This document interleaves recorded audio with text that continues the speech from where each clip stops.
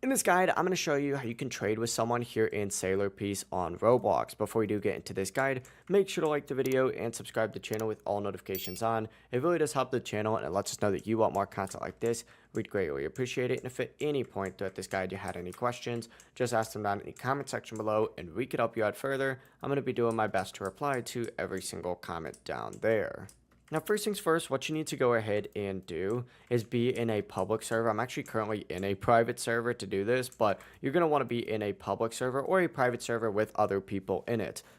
From here, what you need to do is just select trade, right? And you got to find whoever it is that you're trying to trade with and send them a trade request. Essentially, as soon as they accept, it's going to pull up the trade menu.